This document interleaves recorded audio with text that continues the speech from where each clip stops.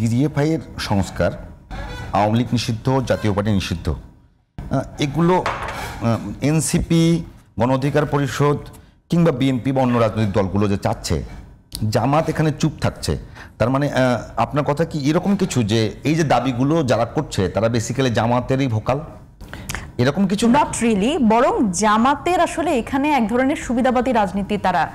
আমি যে প্রশ্নটা করছি, আমি যে বলছি যে এটি তো দেখেন 5 আগস্ট পরবর্তী সময়ে আপনি রিভার্স করে বলছেন, বাট আমি এভাবে বলছি না। প্রশ্নটা হলো আপনি আমার কথা বলছেন, আমি তখন চুপ থাকছি যে আমার পারপাস সার্ভ হচ্ছে, সেটা একটা হতে পারে, আর আপনি আমারই লোক যে আমার কথাই বলবেন না, এটা তো আসলে খুব অদ্ভুত ব্যাপার। এটা তো তাহলে যে বিএনপি মাঝে মাঝে যে ধরনের অভিযোগ করে যে এনসিপি জামাতের বিটিম, এই ধরনের কথা আমরা শুনছি, এবং এখন রাশেদ ভাই এটা করেছে। এখন মানে ইদানিং যেটা দেখছি আমি, এর আগেও আসলে গণ অধিকারের আরেক আমাদের ভাই, তার সাথে আসলে যখন একটা টক শোতে ছিলাম, আমি তখন আসলে একটু বলি, কথাটা শেষ করি ভাই, আমার এই লাইনটা শেষ করি। সেটা হচ্ছে যে আমরা দেখি যে মানে ইদানিং তো আসলে আমরা যেটা দেখছি সেটা হচ্ছে যে বিএনপির আসলে কিছু বলতে হচ্ছে না, বিএনপিরও তার মুখপাত্র দাঁড়িয়ে গেছে। আমরা দেখছি যে বিএনপির আসলে যে স্ট্যান্ড নেওয়ার কথা, বিএনপির যে দলীয় স্ট্যান্ড নেওয়ার কথা, সেটা গণ অধিকারের পক্ষ থেকে অনেক সময় আসছে এবং সেই স্ট্যান্ডেই তারা থাকছে। সুতরাং এই বিষয়গুলো আমরা দেখেছি যে আমাদের ঐকমত্য কমিশনে অনেক সময় দেখা গেছে যে বিএনপির যে অবস্থান, সেই অবস্থানের সাথে দূরবর্তী সম্পর্ক ছিল গণ অধিকারের, কিন্তু আমরা দেখেছি বাইরে এসে তাদের আবার আমি মানে মনির আপনার একটু আমরা আলোচনা বিক্ষিপ্ত হয়ে যাচ্ছে।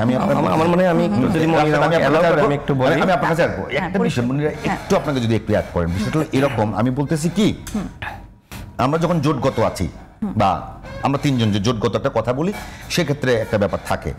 আমার প্রশ্নটা হলো যে জায়গাটাতে বাংলাদেশের রাজনীতি থাকবে, দল পরিবর্তনও থাকবে, সেটা ন্যাচারাল।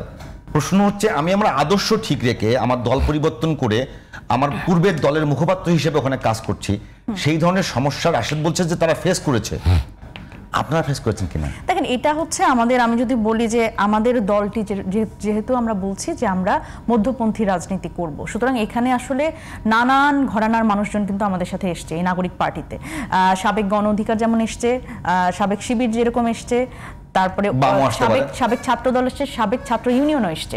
সুতরাং সেই জায়গা থেকে কিন্তু আমাদের যে বিষয়টা যে সবাইকে দিয়ে আসতেই পারে, কিন্তু এই জায়গা থেকে আমি বলছি আপনার পয়েন্টে আসছি, সেটা হচ্ছে যে মানে তাদের দিয়ে কিন্তু আমরা যেটা বলছি, আমরা এই মধ্যপন্থী রাজনীতির দলটাই করছি, সেটার পারপাস সার্ভ করবো। কারণ আমাদের যে আদর্শ, আমাদের যে চিন্তা ভাবনা, দেখেন এইখানে আমি আরো গুরুত্বপূর্ণভাবে একটা কথা বলতে চাই যে আলটিমেটলি আমরা কিন্তু এনসিপি তার নিজের কিন্তু একটা রাজনৈতিক পজিশন ক্রিয়েট করতে পেরেছে, এবং তার নিজের যে একটা রাজনৈতিক বয়ান, সেটা কিন্তু আমরা প্রতিষ্ঠিত করতে পেরেছি, সেটা কিন্তু কারোর সাথে মেলেনি। আপনি যদি গত 15 দিনের বিষয়টাই খেয়াল করেন, অনেকেই আসলে, আমি যদি বলি যে বিএনপির পক্ষ থেকে আমাদের জামাতের বি টিম বানানোর চেষ্টা করা হয়েছে, আবার জামাত থেকে আমাদের বাম বানানোর চেষ্টা করা হয়েছে। এই ধরনের প্রচেষ্টা তো থাকবে এবং এগুলো রাজনৈতিক রেটরিক থাকবে। তবে এনসিপির আসলে নিজের যে রাজনীতি, তারা যে আসলে মানুষের অধিকার ভিত্তিক রাজনীতি করবে, এবং আপনি যদি বলেন যে ঐকমত্য কমিশন এই পুরোটা সময়ে এবং সংস্কার বিষয়ে এনসিপির কিন্তু একটা স্বতন্ত্র পজিশন ছিল, সুতরাং সেই পজিশনেই তারা ছিল এবং এই জায়গা থেকে নিজের পজিশন পরিষ্কার করতে পেরেছে। আপনার কাছ থেকে মনে ওইটা উত্তর পাচ্ছি না। আমি যেটা বারবার বলছি যে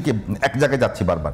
প্রশ্ন হচ্ছে রাজনৈতিক দলগুলোর ভিতরে বিভিন্ন জায়গা থেকে লোক আসবে, তার আগে কি করেছে ডাজ নট ম্যাটার, সে এখন এসে যদি আগের দলের পারপাস সার্ভ করে, এরকম সমস্যা বোধ করেছেন কিনা আপনি? এটা এই মুহূর্তে আমাদের দলে, অন্তত আমাদের দলে যে রাজনীতি, আমি এটাই বলছি বারবার করে যে আমাদের দলে যে রাজনীতি, সবাইকে নিয়ে আমরা আমাদের এনসিপির রাজনীতি করছি, সুতরাং এই ধরনের সমস্যা আমরা অন্তত ফেস করছি না।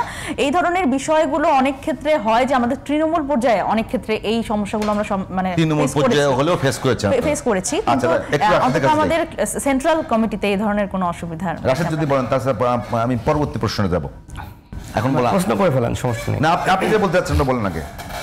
আমি যেটা বলতে চাচ্ছি, আরেকটু রাশেদ, আপনি উইথ ইওর পারমিশন আরেকটু বিষয় আমি একটু বলতে ভুলে গেছি, সেটা হচ্ছে দেখেন এই যে মানে আসলে তরুণ রাজনৈতিক দল হিসেবে আমরা কিন্তু আসলে পাশাপাশি অনেক বছর ধরেই চলছি। সেই জায়গা থেকে আমার মনে হয় যে এই যে শিশির মনির ভাইয়ের একটা কথা ভাই বলছিলেন যে এনসিপি স্বাক্ষর করে নাই, এটা নিয়ে এই ধরনের প্রশংসা আসলে এনসিপি পেয়েছে, সেটাও উনি এক ধরনের ইঙ্গিত করছেন যে সেটা হচ্ছে জামাতের মুখপাত্র হয়ে আসলে আমরা কাজ করছি কিনা। দেখেন, রাজনৈতিক প্রতিপক্ষের সুকৌশল সুকৌশলের প্রশংসা এটি করতে না পারা কিন্তু রাজনৈতিক দৈন্যতা, এটা কিন্তু আসলে হওয়া উচিত না। যখন এক ধরনের পজিশন আমরা নিয়েছি সেটির পক্ষে যদি যায়, রাজনৈতিকভাবে যদি মনে হয় যে না ঠিক আছে, একটা সময় আমরা এরকম ফেস করেছি, কথা শুনেছি যে আমরা রাজনৈতিকভাবে একা হয়ে যাচ্ছি, আমরা স্বাক্ষর করলাম না, কিন্তু আলটিমেটলি যখন আমরা দেখলাম আমরা একা হলেও আমরা ঠিক পজিশনটাই নিয়েছি। সুতরাং সেই জায়গা থেকে কিন্তু প্রশংসা সকলেরই করা উচিত সেই সুকৌশলের। রাশেদ, দেখেন, আমার মনে হয় যে মনিরা মানে 5 মিনিট ঠিক বলছিল, আপনি প্রশ্ন করলেন এরপরে সে তার বক্তব্য কিছুটা ঘুরিয়েছে। মাহফুজ আলম মানে 5 মিনিট ঠিক বলতে আমি যা বলছিলাম সেই লাইনে বলছিল, দর্শক আপনার লাইনে ছিল আর কি। জি, দর্শকরা আশা করি বুঝছে। মাহফুজ আলম একটি পোস্ট করলো ফেসবুকে যে বাংলাদেশে আর কোনো মওদুদিবাদী প্রক্সি রাজনৈতিক দলের প্রয়োজন নাই, ইতিমধ্যে কয়েক ডজন আছে। তো যাই হোক, মাহফুজ আলম আসলে তিনি অবশ্যই একটি নেক্সাসের, সেই নেক্সাসটা নাহিদ ইসলামকে কেন্দ্র করে, যিনি গণ অভ্যুত্থানে নেতৃত্ব দিয়েছেন। এখন তিনি আসলে এই পোস্ট কেন করলেন? দেখেন, আমরা এই টকশোতে আছি, অনেক কথা আসলে আমরা বলতে পারি না, যেটা আমরা খোলামেলা এই টকশোর আড্ডা যেটা বলতে পারি। হ্যাঁ, সেটাই বলতেছি। আমি আসলে যেহেতু 18 সালের কোটা সংস্কার আন্দোলনকে কেন্দ্র করেই বাংলাদেশের নতুন তরুণদের যাত্রা, এবং চারিদিকে যত তরুণ দেখছেন কোনো না কোনোভাবে এই আন্দোলনের সাথে সম্পৃক্ত, সেখান থেকে নরেন্দ্র মোদীর আগমন বিরোধী আন্দোলন, ডাকসু নির্বাচন, এরপরে আপনার যখন বুয়েটে আবরার ফাহাদকে হত্যা করে তার প্রতিবাদে আন্দোলন, কোনো না কোনোভাবে আমরা সবাই একে অপরের সাথে আমরা সম্পূরক ছিলাম, পরিপূরক ছিলাম, একসাথে আন্দোলন করেছি, যে কারণে সবার সাথে সবার নেক্সাস আছে, সবার সাথে সবার আলোচনা হয়, যোগাযোগ আছে। আর যেহেতু ওই সময় থেকে আসলে আমরা এক ধরনের নেতৃত্বের জায়গায় ছিলাম, আমাদের কাছে আমাদেরকে ঘুরে ফিরে অনেক তথ্যপত্র আসে। তো আমি কিন্তু আমার দলের কথাও বলেছি, আমি বলেছি এনসিপির কথাও। আমার দল যেহেতু এই বিষয়টা, এই প্রবলেমটা ফেস করেছে এবং দীর্ঘ সময় ফিল্টারিং করেছে, এবং ফিল্টারিং করতে করতে একটা পর্যায়ে যারা ছিল তারা কিন্তু পরবর্তীতে এনসিপিতে যুক্ত হয়েছে। মনিরার একটা কথা শোনেন, তিনি বললেন যে সাবেক শিবির তাদের দলে আছে, কেন্দ্রীয় কমিটিতেও আছে, জেলা পর্যায়েও আছে। দেখেন, এই যে ক্যাম্পাসের নির্বাচনগুলোতে কেন বাকসাস হারলো, 2018 সালের কোটা সংস্কার আন্দোলনের পরে যে নির্বাচন হলো, ডাকসু নির্বাচন, সেই নির্বাচনে শিক্ষার্থীরা আমাদেরকে ভোট দিল। সেও কিন্তু কোটা সংস্কার আন্দোলনের একজন নেত্রী ছিল, সেও একটা হল থেকে নির্বাচিত হলো, ভিপি নুরুল হক নূর নির্বাচিত হলো, আমিও নির্বাচিত হয়েছিলাম, কিন্তু আমাদেরকে নির্বাচিত দেখানো হয়নি। তবে আমরা ভোট তো অনেক পেয়েছি, তাই না? তো যাই হোক, এখন আমাদেরকে ভোট দিল 18 সালের কোটা সংস্কার আন্দোলন, আবার সেই 19 সালের ডাকসু নির্বাচন, 1 বছরের মধ্যে আবার বাকসাসকে বা বৈষম্য বিরোধী ছাত্র আন্দোলনের নেতৃবৃন্দকে তাদেরকে ভোট দিল না। এর কৌশলটা আসলে কি ছিল? কখনো কি মনিরারা এটা অ্যানালাইসিস করেছে? বৈষম্য বিরোধী ছাত্র আন্দোলনকে কয়েক ভাগে বিভক্ত করা হয়। এর মধ্যে দেখেন, যারা প্রকৃতপক্ষে নাহিদদের সমর্থক তারা একদিকে, আর যারা আসলে জাস্ট অন্য দলের কিন্তু ওই কমিটিতে যুক্ত হয়েছিল তারা অন্যদিকে। তারা কি করলো? তারা ক্যাম্পাসে নাহিদদের সমর্থক যারা, সহযোদ্ধা যারা, তাদেরকে চাঁদাবাজ হিসেবে, দুর্নীতিবাজ হিসেবে, জুলাই বিক্রেতা হিসেবে আন্দোলন করতে লাগলো। মনিরা, আমি কি সঠিক বললাম কিনা? মানে ক্যাম্পাসের রাজনীতি আর জাতীয় রাজনীতি তো আমরা মেলাতে পারি গেল, এটা তো ক্যাম্পাসের রাজনীতি হলো।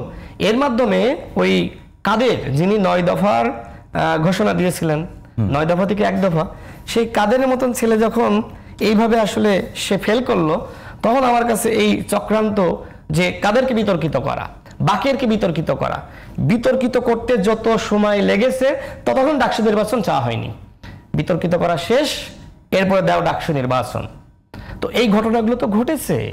আমি এই জন্যই বলছি যে এই ঘটনাগুলো আমি ফেসবুকে বিস্তারিত ডিটেলস, যেহেতু টকশোতে সব বলা সম্ভবপর নয়, আমি সেখানে লিখেছিলাম। মাহফুজ আলম এই বিষয়গুলো উপলব্ধি করতে পেরেছে, নাহিদ ইসলাম উপলব্ধি করতে পেরেছে, তাদের নেতৃবৃন্দ যারা আসলে একদম মূল স্ট্রাইকার দলের, তারা এই বিষয়গুলো উপলব্ধি করতে পেরেছে।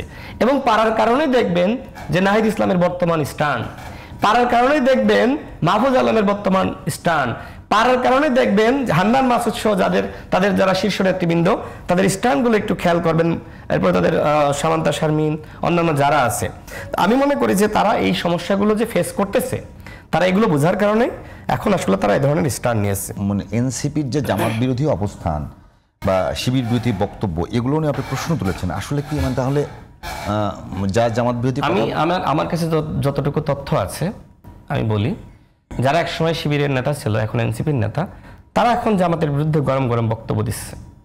এর পিছনে আসলে কি রহস্য আছে সেটা আমি এখানে বলতে চাই না। আমার মনে হয় যে এনসিপি এটা অনুসন্ধান করুক। না না না, আপনি যেটা বলছেন, দেখেন তারা যদি আদর্শিক পরিবর্তন নাকি ইয়ে করা, পলিটিক্সে অনেক খেলা হয়, সব খেলা আপনি ধরতে পারবেন না। 10% যদি জামাতের বিরুদ্ধে তারা বলে, তারা 40% বলছে বিএনপির বিরুদ্ধে, তাহলে মূল খেলাটা ধরতে পারছেন? তাদের মূল আসলে জামাত বিরোধিতা না, মূল বিরোধিতার জায়গা হলো আপনাদের বিএনপি বিরোধিতা। আমি জাস্ট এই ইকুয়েশনটা মেলান একটু, যারা বক্তব্য দেয় দেখবেন যে যতটা না আসলে জামাতের বিরুদ্ধে দেয় তার থেকে আরো বেশি বিএনপির বিরুদ্ধে দেয়। এখন এইটা যে জামাতের আর একটা খেলা না, তার নিশ্চয়তা কি? তুমি আমার বিরুদ্ধে কুসুম কুসুম বলবা আর ওর বিরুদ্ধে গরম গরম বলবা। আর একটা সংকট তৈরি করে দিলেন। এখন যদি কেউ জামাতের সমালোচনা করে আর সে যদি শিবির হয়ে যায়, একটা সংকট। না, ওইটা তো বিষয়টা হলো যে আপনি এই যে আমাকে যেমন বললেন যে মনিরা যেটা বললো যে আমরা ঐক্যমত্য কমিশনের বৈঠকে তো বিএনপির সাথে হুবহু আমাদের শতভাগ মিল ছিল না, আমাদের একটা আলাদা রাজনীতি আছে। তবে 22 সাল থেকে আমরা বিএনপির সাথে যুগপৎ, আমার মনে হয় 1 মিনিটে শেষ করি, 22 সাল থেকে আমরা বিএনপির সাথে যুগপৎ আন্দোলন করেছি। ওই সময় থেকে তো বিএনপির সাথে স্বাভাবিকভাবে একসাথে লড়াই সংগ্রাম করার কারণে আমার একটা সম্পর্কের জায়গায় তৈরি হয়েছে, তাই না? একসাথে লড়াই করেছি, সরকার পতন পর্যন্ত একসাথে অনেক আন্দোলন সংগ্রাম রয়েছে। এখন বিএনপি যে পজিশন নিচ্ছে, স্বাভাবিকভাবে আমি 100% বিএনপি কেন্দ্রিক পজিশন নিতে পারছি না, কিন্তু আমি তো এখন আবার পুরোপুরি মানে জামাত হয়তো কিছু দাবির সাথে মিলছে, এনিও যে কোনো কারণে জামাতের 100% পজিশনকে আমি মিলাইতে পারি?